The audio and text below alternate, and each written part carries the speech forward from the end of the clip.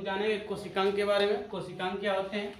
ये कोशिका के जो जितने भी अंग होते हैं जो अपने जीवन चक्र को चलाने के लिए सक्षम होते हैं, उन भागों को हम लोग कहते हैं कोशिकांग। या कोशिकाओं के अंदर पाए जाते हैं। ये जो कोशिकाओं के अंदर पाए जाते हैं तो सबसे इसमें इसका पहला भाग होता है कोशिका झिल्ली। यह एक ऐसी झिल्ली होती है, इसी कोशिका झिल्ली के अंदर संपूर्ण कोशिका के भाग स्थित रहते हैं तथा अपने कार्य को निहित रूप से करते हैं। यह झिल्ली कोशिका की बाहरी आवरण होती है तथा इसके अंदर कोशिका के सभी भाग होते हैं।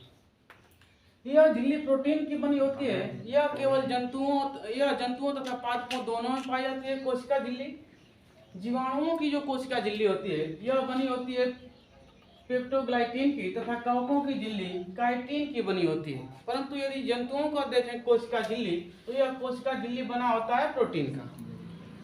जंतुओं में कोशिका झिल्ली प्रोटीन का, कवकों में कोशिका झिल्ली काइटिन का, जीवाणुओं में कोशिका झिल्ली पेप्टोग्लाइटिन का।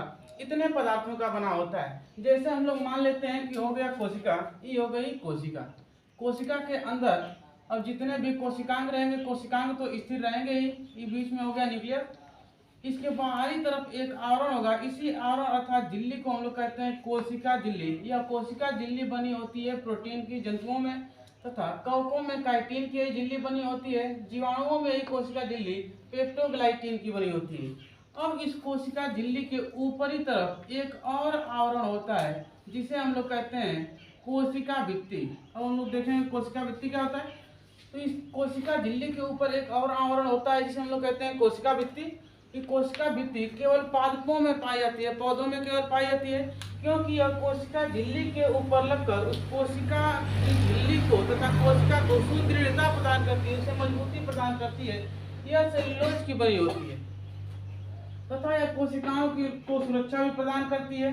यह केवल पौधों में पाई जाती है। इसके आगे देखेंगे हम लोग कोशिका द्रव्य क्या होता है।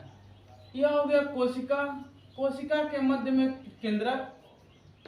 एक कोशिका के अंदर यदि जितने भी द्रव भरे होंगे, इनके कोशिका के अंगों को अर्थात कोशिकांगों को आपस में टकराने तथा इनको एक स्थान तक रखने में जो मदद करते हैं उस द्रव को हम लोग कहते हैं कोशिका द्रव्य। यह कोशिका के अंदर पाए जाने वाला द्रव्य होता है जो कोशिका के भागों को स्थगित करके रखता है, कोशिका द्रव्य कहलाता है।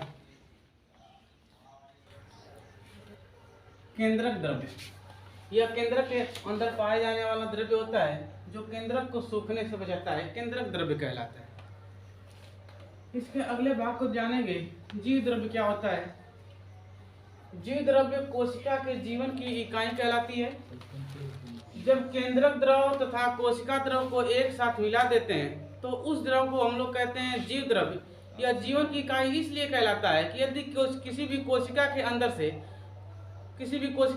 से यदि छेद कर उसमें से केंद्रक द्रव को निकाल दे तथा कोशिका द्रव को निकाल दे तो उसका दोनों जब द्रव सूख जाता है तो अब कोशिका मर जाती है। इसलिए इसके जीवित रखने के लिए होता है जीव द्रव्य, अर्थात कोशिका द्रव और केंद्रक द्रव को एक साथ जब अध्ययन करते हैं तो उसे हम लोग कहते हैं जीव द्रव्य। इसे इंग्लिश में बोलते हैं प्रोटोप्लास्ट। अगला होगा माइटोकॉन्ड्रिया।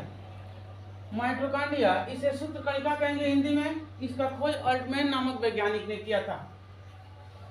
यह 38 एटीपी मिलाकर 38 एडिनोसिन ट्राइफॉस्फेट मिलाकर ग्लूकोज के एक कण का निर्माण करती है जो ऊर्जा शरीर में प्रदान करता है, कोशिकाओं में ऊर्जा प्रदान करता है। इसी कारण इसे ऊर्जा गृह भी कहते हैं, पावर हाउस ऑफ सेल के नाम से भी जानते हैं। जितने भी कोशिकाओं को ऊर्जा मिलती है इसी कोशिकाओं के भाग से मिलती है माइटोकॉन्ड्रिया के अंदर से। यह माइटोकॉन्ड्रिया 38 एटीपी मिलाकर ग्लूकोज के एक कण का निर्माण करता है। इस एटीपी का फुल फॉर्म होता है एडिनोसिन ट्राइफॉस्फेट। माइटोकॉन्ड्रिया का खोज किया था अल्टमैन नामक वैज्ञानिक। अगला होगा गाल्जी बॉडी। इसका खोज जिसने किया था कैमिलो गाल्जी। उसने इसका नामकरण अपने नाम पर रख दिया। इसका नाम था कैमिलो गाल्जी, गाल्जी काय इसका नाम रख दिया। तो ये हो गया कैमिलो गाल्जी के नाम पर गाल्जी काय। यह ऊर्जा परिवहन का काम करता है। अब ऊर्जा परिवहन का काम कैसे करेगा? जैसे किसी भी अंग को यदि ऊर्जा की अधिक आवश्यकता होगी तो वह उस अंग को ऊर्जा की आवश्यकता की पूर्ति के लिए कोई एक ऐसा अंग चाहिए जो दूसरे अंगों से ऊर्जा को लाकर उस अंग को दे जो हमेशा के लिए कार्यरत है। जिसे अब हम पढ़ा रहे हैं तो हमारे जीव को अत्यधिक ऊर्जा की आवश्यकता है।